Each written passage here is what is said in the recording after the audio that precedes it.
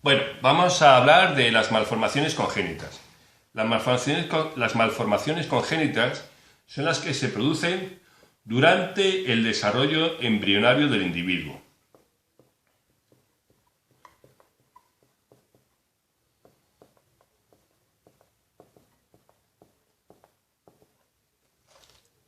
Es decir, que durante el desarrollo, o bien dentro de un huevo o bien dentro del útero materno, se van a producir cambios en el individuo que no tienen por qué estar en su ADN, sino simplemente hay factores que hemos visto, factores mutagénicos, que los producen, como por ejemplo las radiaciones.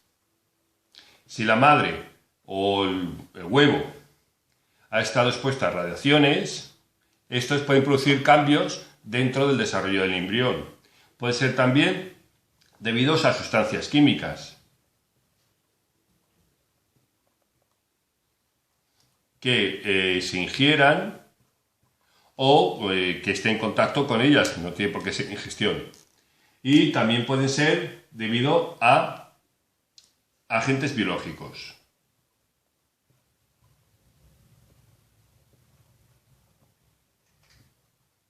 Aquí incluiremos bacterias, por ejemplo, una infección que haya sufrido la madre o que esté en contacto con ese agente infeccioso, aunque ella no tenga infección, pero sí que se va a producir por parte del feto una alteración, o virus también, aunque sabemos que los virus no son seres vivos, pero vamos a incluir aquí dentro los agentes biológicos.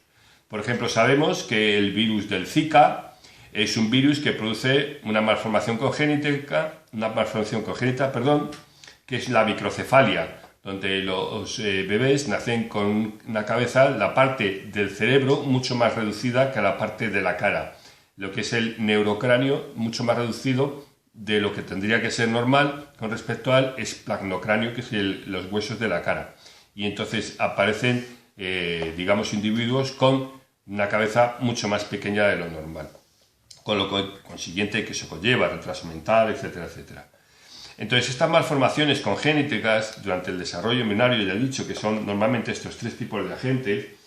Algunas de ellas son, como he dicho, la del microcefalia, puede ser también la espina bífida, puede ser también, por ejemplo, el labio leporino, que en algunos casos aparece precisamente cuando ocurre este tipo, pues que a lo mejor hay un medicamento o algo que lo ha producido, o una sustancia química, no tiene por qué ser un medicamento, la exposición a drogas, tabacos, alcohol, etcétera, puede ser también que pueden provocar que durante el desarrollo embrionario se produzcan este tipo de alteraciones. Ahora, ¿cómo se detectan? Las formas de detección de las malformaciones congénitas pues se hacen a través de tres tipos de pruebas. Se pueden realizar a través de tres tipos de pruebas.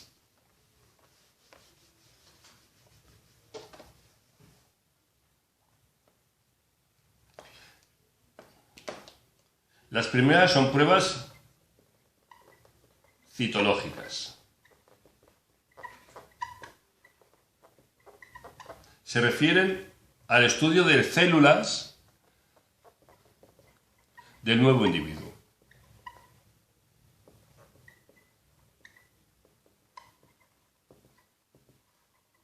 Se estudian sus cromosomas, es decir, el número, si están completos, etcétera, etcétera. Se estudian los cromosomas de esas nuevas.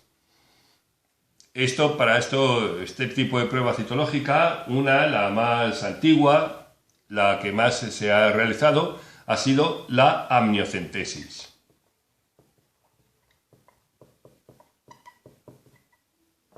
Esta amniocentesis, lo que se hacía eran tomar células del embrión a través del saco amniótico de la madre. Entonces se extraían líquido amniótico que tiene con células del embrión y se estudiaban estas células.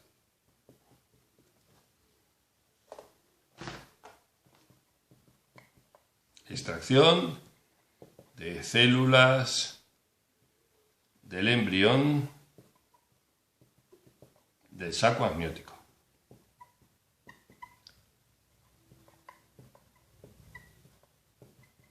Por si alguien no lo recuerda, el saco amniótico es el lugar donde se encuentra el feto desarrollándose, que está lleno de un líquido, el líquido amniótico, que tiene como función principal amortiguar los cambios de temperatura, amortiguar los posibles traumas mecánicos que se pudiesen dar durante el desarrollo del feto.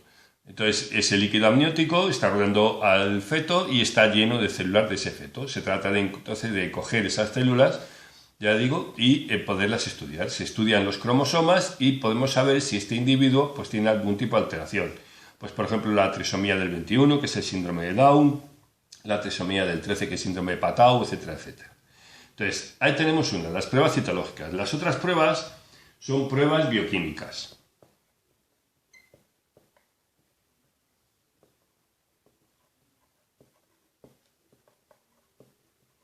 Estas son las últimas que se están realizando porque son menos invasivas.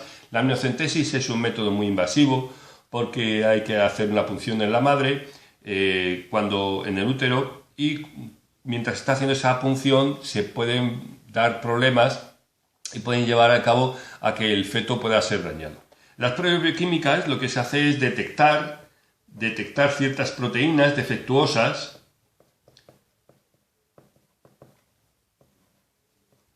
y esto normalmente se hace con un simple análisis de sangre.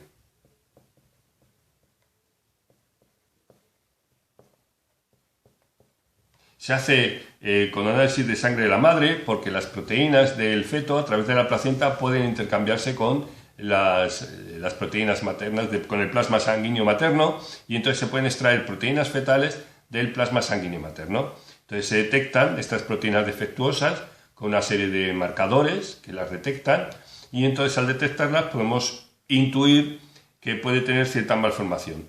Primero se realiza estas, si estas dan positivas, entonces se realizaría con posterioridad, si no queda muy claro, una amniocentesis para confirmarlo. Si estas quedan muy claras, no es necesario hacer una amniocentesis.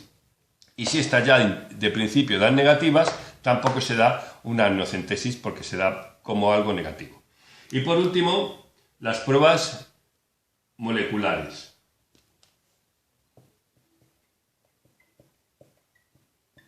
Pruebas moleculares.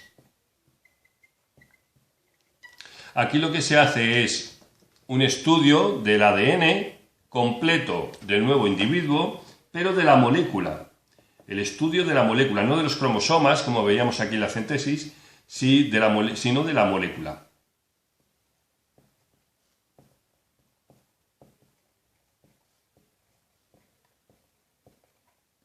Así podemos averiguar si tiene mutaciones o no tiene mutaciones, qué tipo de mutaciones tiene, en qué gen están y dónde se encuentran. Bueno, pues esto es lo último que queremos ver, que son, ya os he dicho, las malformaciones congénitas que tienen los individuos, que hemos visto qué tipos son, qué factores influyen y aquí cómo se puede diagnosticar. Ya os digo, el método más tradicional, más antiguo y quizá el más invasivo sea la amniocentesis. Últimamente se está tendiendo a estas otras dos pruebas que son menos invasivas y en algunos casos incluso aciertan mucho más drásticamente que la amniocentesis y evitando todo daño posible tanto a la madre como al feto.